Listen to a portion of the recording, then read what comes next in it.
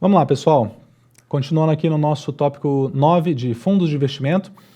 Queria falar agora sobre as classes, tá? Esse é um tema importantíssimo que vai estar na prova. Você pode esperar questões sobre esse tema que a gente vai falar nesse bloco agora, principalmente sobre os percentuais de investimento em determinados tipos de ativos que cada classe pode ter. A gente já vai ver isso daqui a pouquinho. Então, queria que você prestasse muita atenção aqui. Tem uma parte que é para memorizar? Tem. Tem uma parte que é para decorar? Tem. Infelizmente é isso que acontece nesse tópico aqui, tá? Mas tem um motivo para isso, né? Você, quando estiver trabalhando como agente autônomo, vai ter que saber dessas regras no seu dia a dia. Você vai ter que saber disso para conversar com seus clientes, para, enfim, conversar com seus colegas agentes autônomos. Então, esse conhecimento da prática de mercado ali em relação a potenciais, né, percentuais de investimento que cada tipo de fundo pode ter, não tem jeito. Você vai ter que saber de qualquer forma no seu dia a dia e é por isso que isso está na prova da Ancord também, tá bom? Então vamos continuar falando sobre a instrução CVM 555, agora sobre classificação dos fundos, ok? Como vocês estão vendo aí na tela, classificação dos fundos por composição da carteira, a gente tem fundo de renda fixa, com alguns desdobramentos, a gente já vai ver daqui a pouquinho, fundo de ações, fundo multimercado e fundo cambial, tá? São esses as quatro classes de fundos reconhecidas pela instrução CVM 555. Vamos olhar cada um deles em detalhes. No caso dos fundos de renda fixa, eles têm como principal fator de risco a variação da taxa de juros e ou índice de preços. Tá? Variação da taxa de juros e ou índice de preços. Isso pode ser taxa DI, pode ser taxa Selic, algum fundo pode estar seguindo ali IPCA, tá? Então isso aí tem que ser o principal fator de risco de um fundo que se denomine fundo de renda fixa. Esses fundos têm que possuir no mínimo 80% da carteira em ativos relacionados diretamente ou sintetizados via derivativos à renda fixa, tá?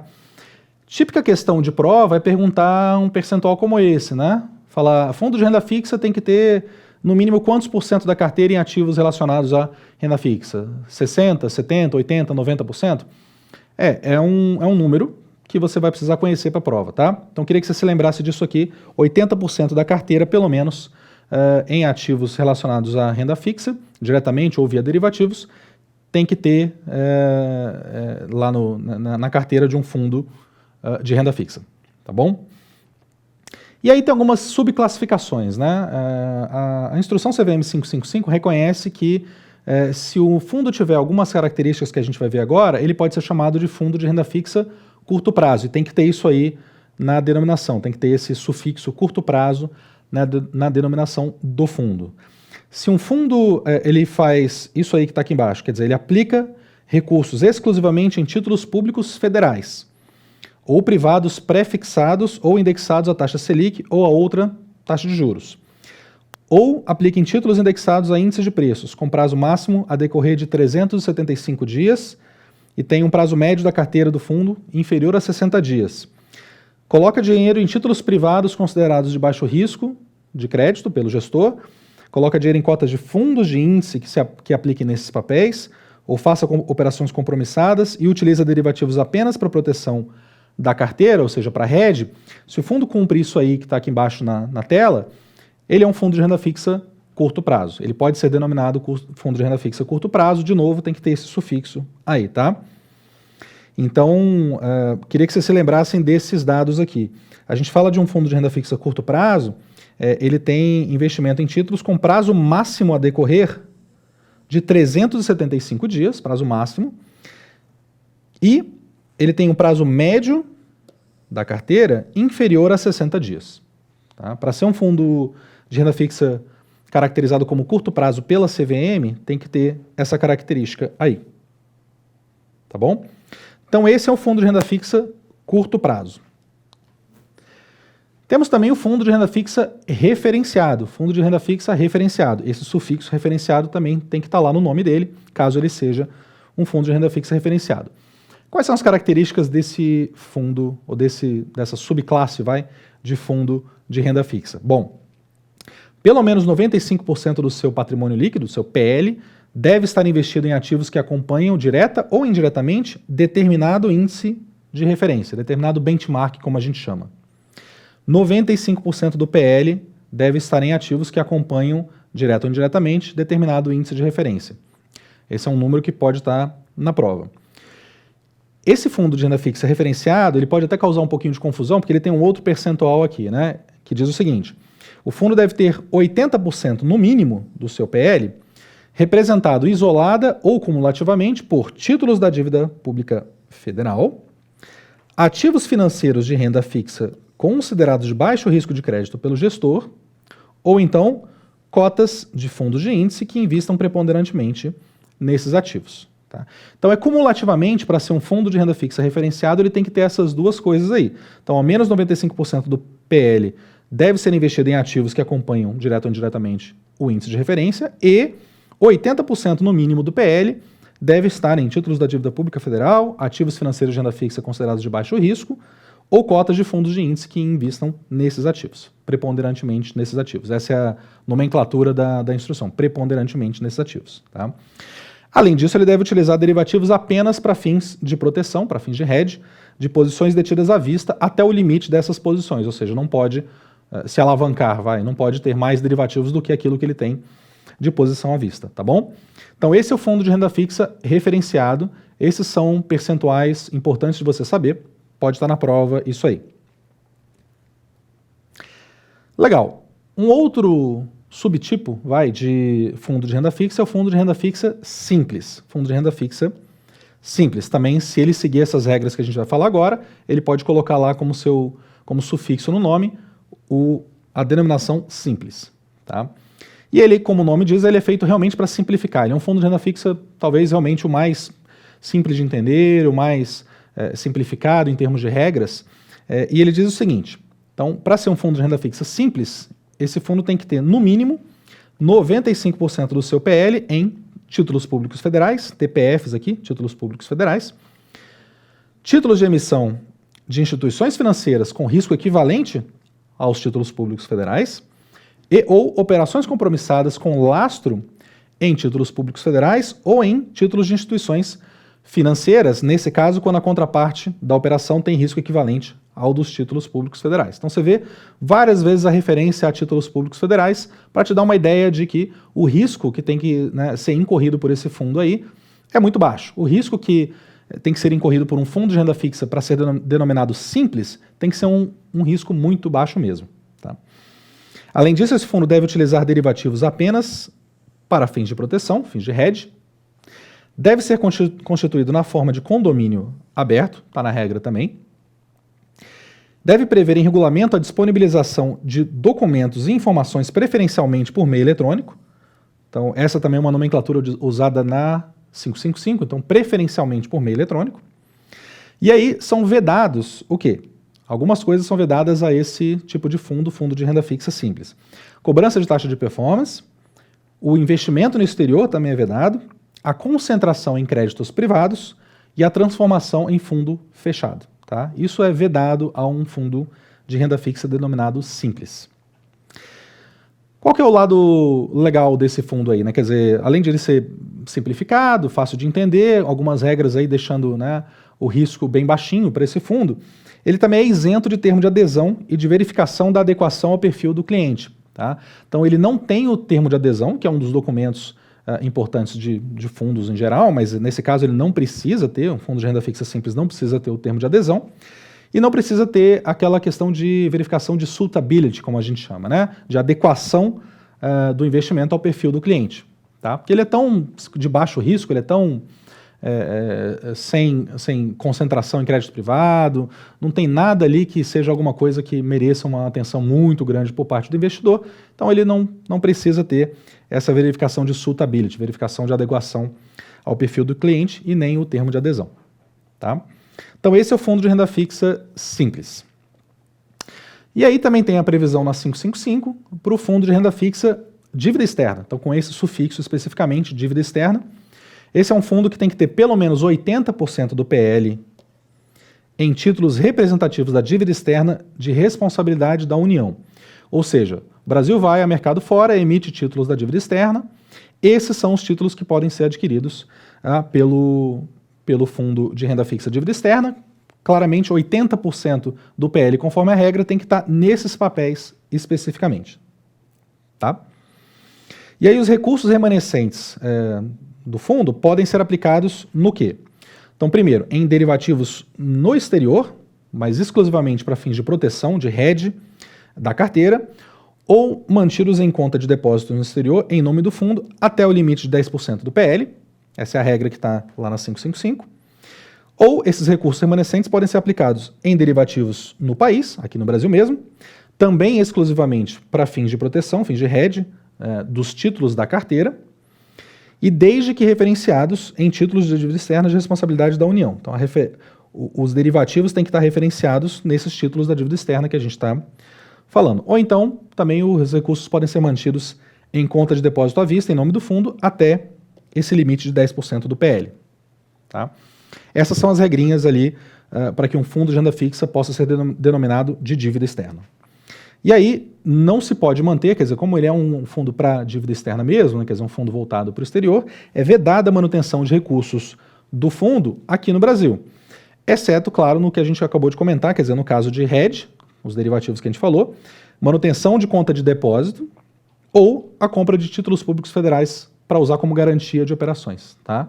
Então, só nessas exceções aí, só nesses casos pode o recurso do fundo estar aqui no Brasil. Mas de resto, ele é um fundo que é feito para estar investido em títulos da dívida externa de responsabilidade da União. Tá bom? Então esses são os tipos aí de alguns subtipos de fundos de renda fixa, ok? Cada um com a sua especificidade, cada um com seus percentuais mínimos de investimento do PL, né, nos ativos que a gente especificou aqui, ok? Legal. Uma outra classe importantíssima é fundos de ações. Fundos de ações são aqueles cujo principal fator de risco é a variação de preços das ações negociadas no mercado organizado. Matéria típica de cair em prova, tá? Qual é o percentual mínimo do PL que tem que estar investido em renda variável? A gente vai ver quais são os ativos. Percentual mínimo de 67%. Então tá aqui, ó. Ao menos 67% do PL tem que ser composto por esses ativos aqui que a gente vai falar agora, tá? Toma cuidado que não são 2/3, tá? Não é outro percentual, não é e nem 2/3 não estaria correto falar. A gente está falando de 67% do PL. 67, esse é o número para fundo de ações. E esse 67% do PL tem que estar investido em quê? Então vamos lá. Ações negociadas no mercado organizado, bônus de subscrição ou recibos de subscrição, cotas de fundos de ações, também pode fazer parte desses 67%, ou Brazilian Depositary Receipts, BDRs. Você se lembra lá da matéria de mercado de capitais que a gente falou sobre ADRs, BDRs, né? Então tá aqui os BDRs, Brazilian Depositary Receipts, também podem fazer parte dos 67%. Só que a gente está falando dos BDRs, para essa regra aqui, classificados como nível 2 ou nível 3. Tem uma regrinha da Bolsa que fala de BDR nível 1, BDR nível 2, BDR nível 3. BDR nível 2 e 3, quer dizer, para fazer parte desse percentual que a gente está falando aqui, a gente está falando de um BDR que tenha, quer dizer, um programa de BDR que seja patrocinado pela empresa, e não só isso, a empresa emissora das ações, e não só isso, a empresa emissora das ações tem que ter registro na CVM, tá bom? Então, a maneira mais robusta aí, talvez, de ter um BDR, tá? O programa é patrocinado pela empresa e a empresa tem registro na CVM. Esses são os BDRs lá dos níveis 2 e 3, e esses podem entrar no 67% aqui, que a gente está comentando, que é a composição mínima do PL nesses ativos, tá bom?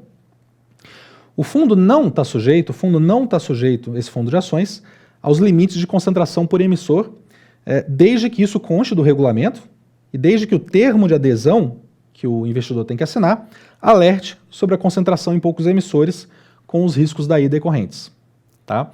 Então pode ter um fundo que não vai respeitar limites de concentração por emissor, mas isso tem que estar no regulamento e o termo de adesão tem que mencionar isso aí. E os recursos excedentes da carteira podem ser aplicados em quaisquer outros ativos financeiros, aí sim observados os limites de concentração, tá bom? esse é um fundo, esse é a cara do fundo de ações. Muito provavelmente, se cair na prova alguma pergunta, vão te perguntar sobre esse percentual, tá? Ou comparando com outros fundos. Ou vão colocar esse 67% numa pergunta sobre um outro tipo de fundo. Para você olhar 67%, nossa, eu lembro disso. Mas é do fundo de ações que a gente está falando, tá? Não é de outros. Legal. E tem na 555 tem um detalhamento um pouco maior ali dentro de fundo de ações, que diz o seguinte, fundos com mais de 2/3, aí sim, do PL em ações de companhias listadas em segmento de negociação de valores voltado ao mercado de acesso, voltados ao mercado de acesso especificamente, e que assegurem práticas diferenciadas de governança corporativa, a gente pode ter um fundo como esse, se ele existir, ele tem que colocar o sufixo mercado de acesso. Tá?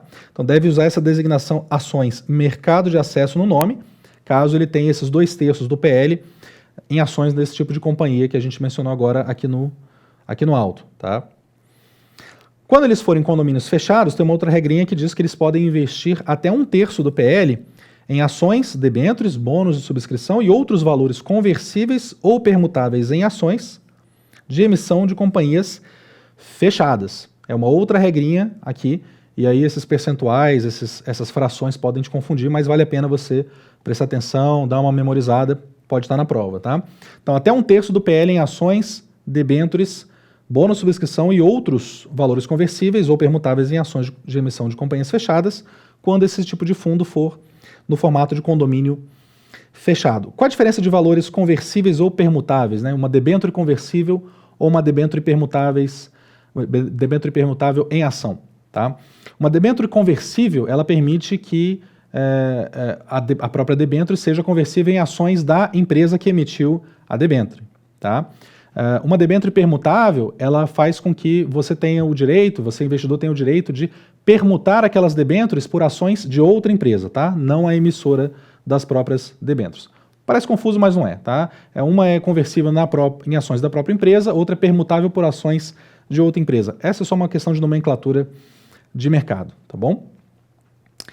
Bom, além disso, esses fundos têm uma característica importante. Eles têm que participar do processo decisório da companhia investida, tá? Então essa que é a ideia, você tem um fundo que vai estar designado ali como fundo de ações mercado de acesso, 2/3 do PL pelo menos nessas empresas, com práticas de governança diferenciadas e tudo, mas claramente também a ideia é que o fundo tenha uma certa ingerência no processo decisório. Então esses fundos devem participar do processo decisório da companhia investida com efetiva influência na definição de sua política estratégica e na sua gestão, tá?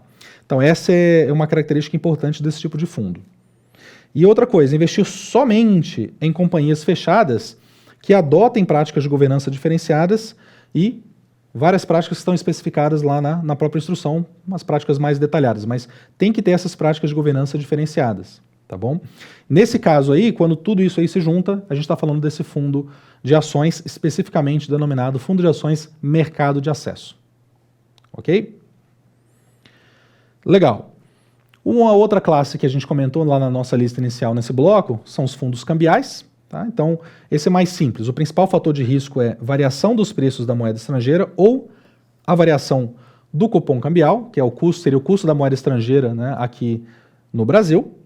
E ao menos 80% da carteira deve ser composta por ativos relacionados diretamente ou sintetizados via derivativos ao fator de risco que dá nome à classe, ou seja, esse risco cambial, tá bom?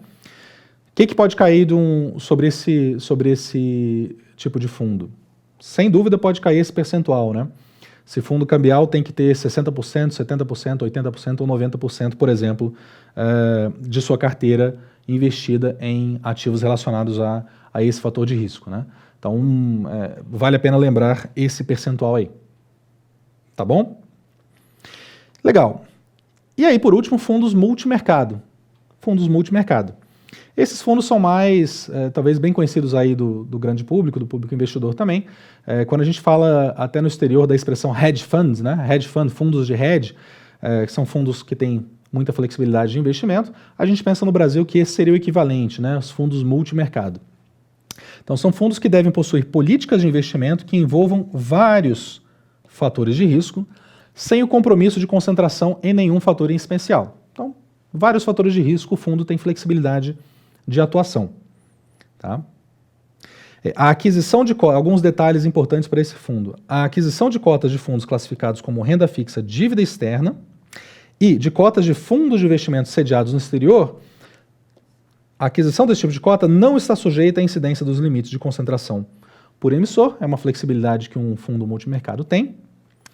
E outra coisa importante é lembrar que o investimento em ações e outros instrumentos de renda variável não está sujeito a limites de concentração por emissor, no caso aí dos fundos multimercado, desde que isso conste do regulamento importante, e que o termo de adesão que o investidor tem que assinar alerte sobre a concentração em poucos emissores e os riscos daí decorrentes. Tá?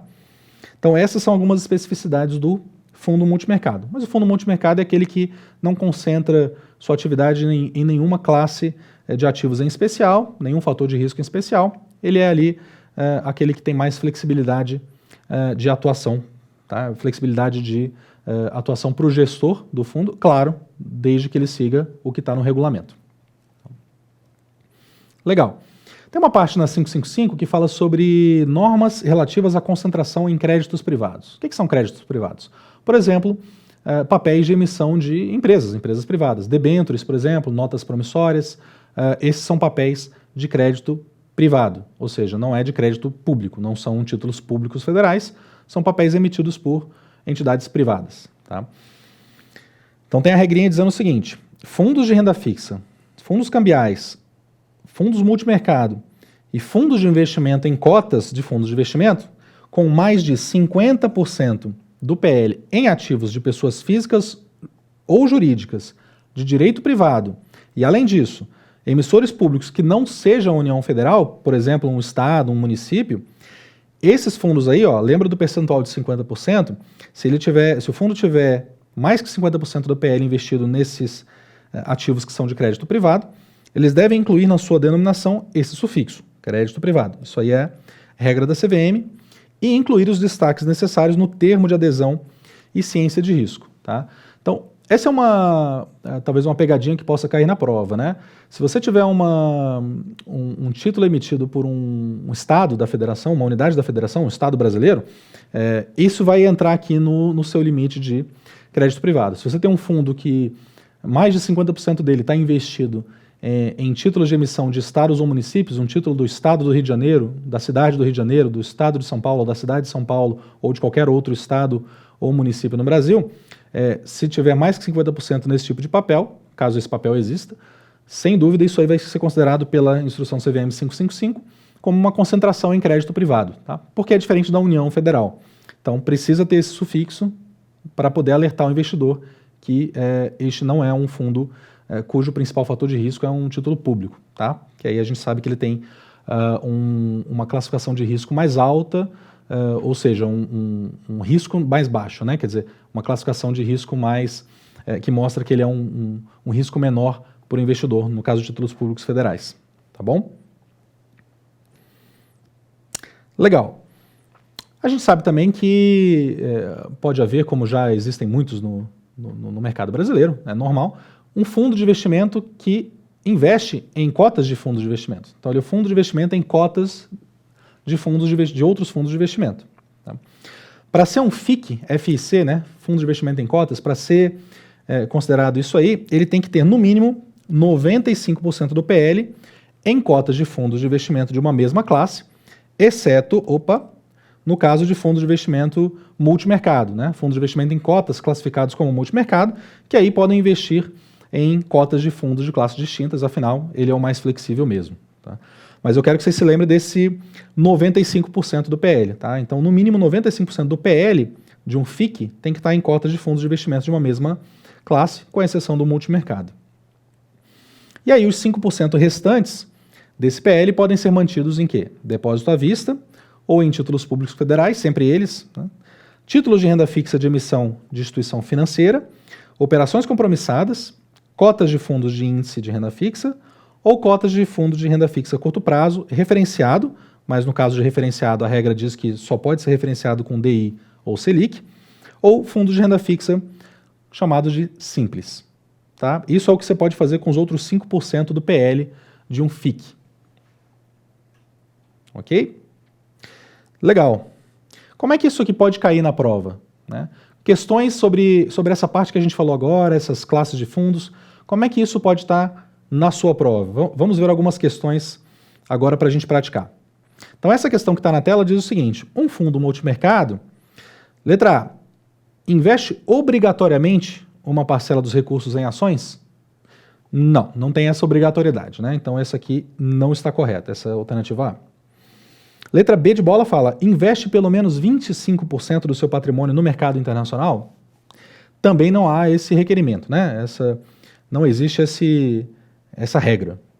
Na letra C fala, investe em vários fatores de risco sem particularidade na concentração. Ora, me parece que é o gabarito da questão, né? Letra C é isso que um fundo multimercado faz. Na letra D de dado fala, investe em vários fatores de risco com concentração de alocação nos mais arriscados? Não é isso, né? Não seria isso uma definição de um fundo multimercado, tá? Então, nesse caso aqui, nessa questão, letra C de casa é o gabarito, tá? Lembrando aqui, sem compromisso, fundo multimercado, sem compromisso de concentração em nenhum fator em especial. Essa aqui da tela, ó, é questão que é clássica, tá? Que pode ser cobrada em prova. É aquela que a gente mencionou de percentuais, perguntar o percentual mínimo que deve ser aplicado em determinadas classes de ativos, numa determinada classe de fundo, né? No caso de uma determinada classe de fundo. Então, o percentual mínimo que deve ser aplicado em ações, bônus ou recibos de subscrição e certificados de depósito de ações, cotas de fundo de ações e cotas de fundo de índice de ações negociadas e em BDR, aqueles Brazilian Depositary Receipts, nível 2 e 3, tudo isso aí é aquela definição que a gente falou ali de fundo de ações, né? Para que um fundo seja classificado como fundo de ações, é quanto? Qual é esse percentual? E a gente viu agora há pouco, né? Que é 67% que está na letra A. Esses outros valores aí, esses outros números, 50%, você tem que lembrar lá do crédito privado. 95% tem lá o FIC, né? 75% está em outro lugar. É para te confundir isso aqui. A resposta correta é a letra A, 67%. Pensou em fundo de ações, pensou no 67%, tá? Os fundos de ações devem ter ao menos 67% do PL nesses ativos que a gente mencionou ali no enunciado. Ok? Outra pergunta, dessa vez sobre fundos de investimento em cotas. Então, na letra A diz, eles nunca podem comprar cotas de fundos de investimento de outras instituições. Esse outras instituições está aí para querer te enganar um pouquinho, mas não é o caso, não tem problema. Isso não é uma restrição. A letra A não está correta. Letra B de bola, são fundos exclusivos para investidores qualificados? Não tem essa restrição. Fundo de investimento em cotas não tem essa restrição para qualificado, não. Letra C de casa, tem uma taxa de administração sempre superior à dos demais fundos? Não exatamente, né? Normalmente você tem um FIC com taxa muito baixa, porque a taxa de administração já vai ser cobrada pelos fundos em que o FIC investe, né? Então não tem como dizer que a taxa de administração vai ser superior à dos demais fundos, não faz sentido letra C. E letra D de dado diz o seguinte, devem manter pelo menos 95% do PL investidos em outros fundos. Correto, é isso aí, está correto. Letra D de dado, os FICs devem manter ao menos 95% do PL em cotas de fundos de investimento de uma mesma classe, como a gente viu, exceto os fundos em cota de multimercado, que esse tem mais flexibilidade, tá bom? Mas eu quero que você se lembre aqui, ó, você tem que se lembrar do 95% no caso de FIC. Legal. Olha mais uma questão aqui, ó. Um fundo referenciado deve ter, no mínimo, a seguinte porcentagem em títulos públicos federais ou ativos de baixo risco de crédito. Que fundo referenciado é esse?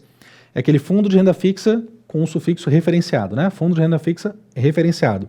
Você se lembra que é aquele que você tem 2 percentuais ali, né? Dá uma olhada lá naquela tela, logo antes aqui que a gente mostrou, tem aqueles 2 percentuais, mas não confunda. Ele está te perguntando percentual em títulos públicos federais ou ativos de baixo risco de crédito.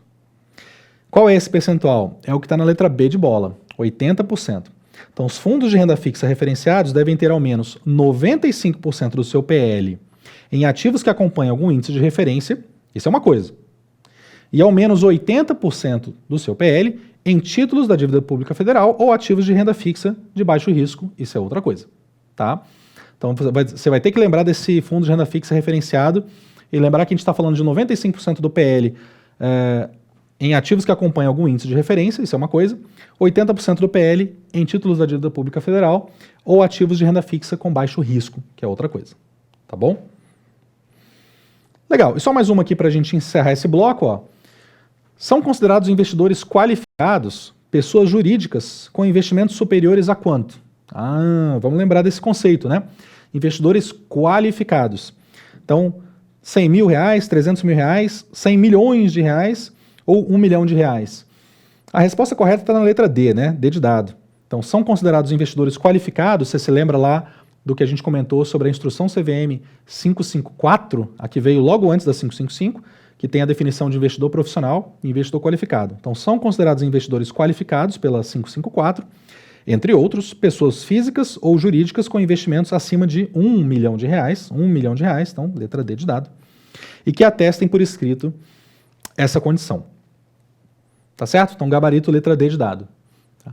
Pessoal, vou reforçar de novo, é bom lembrar esses percentuais, é bom conhecer esses percentuais de investimento mínimo que a gente viu em cada tipo de fundo, porque isso é matéria de prova, vai estar lá, tá bom? Eu sei que é memorizar, é complicado, para quem não tem traquejo com isso, não trabalha com isso no dia a dia, é mais complicado de lembrar, mas como eu falei, isso aí vai ser o seu arroz com feijão do dia a dia como agente autônomo de investimento assim que você passar nessa prova da Ancord, eu sei que você vai passar logo em breve, tá bom?